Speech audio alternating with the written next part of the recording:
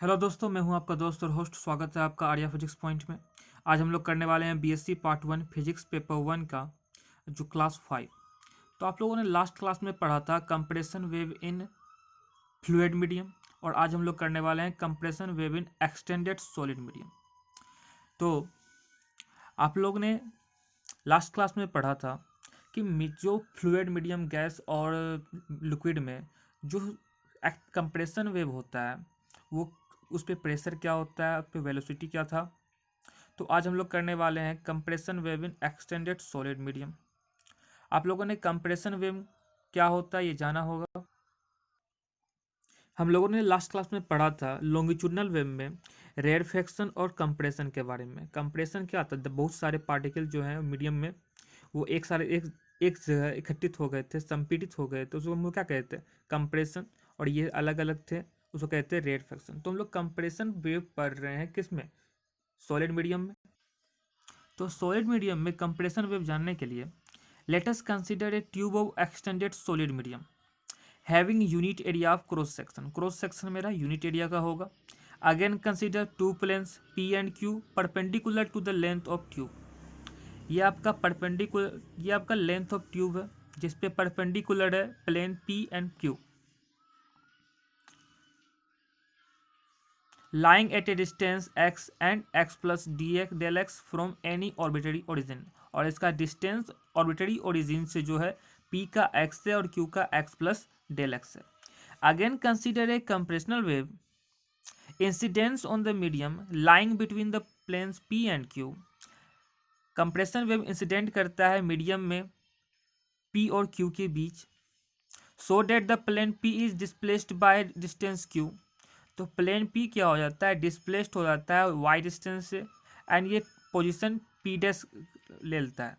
And the plane Q is displaced by distance Y plus del Y and takes the position Q dash.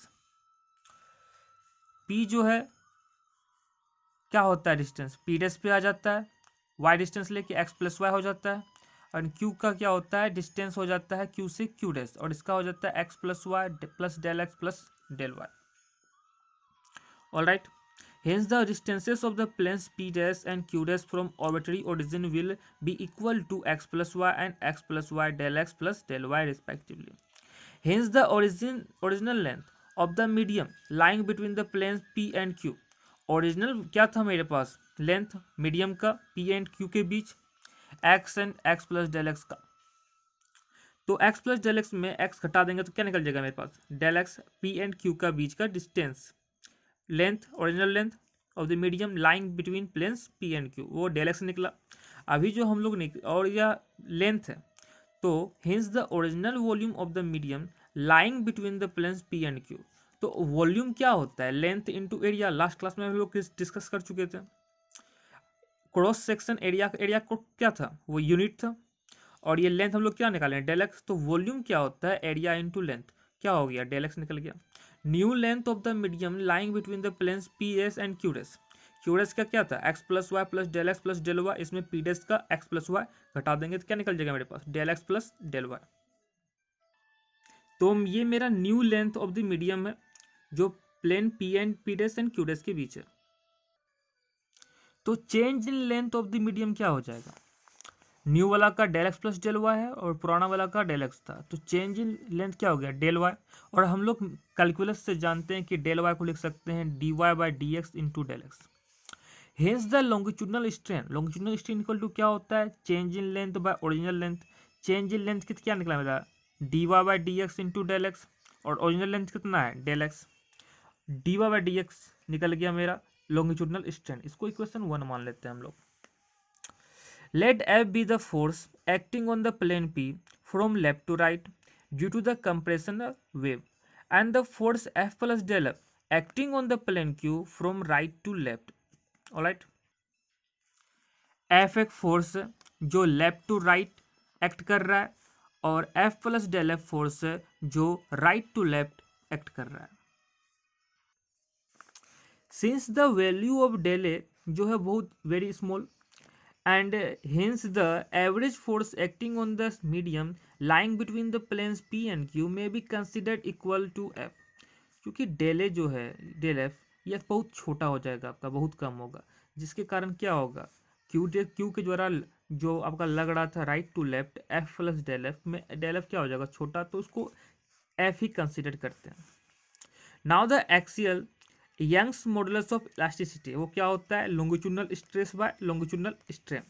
तो क्या हो जाएगा, तो young modulus of state क्या हो जाएगा, equal to minus F by d Y by D x, तो F equal to minus gamma D Y by D x, equation 2।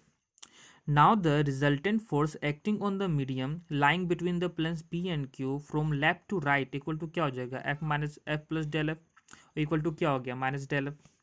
तो माइनस डेल एफ को कैलकुलस के थ्रू हम लोग लिख सकते हैं D F by D X into del X, और डेल एक्स का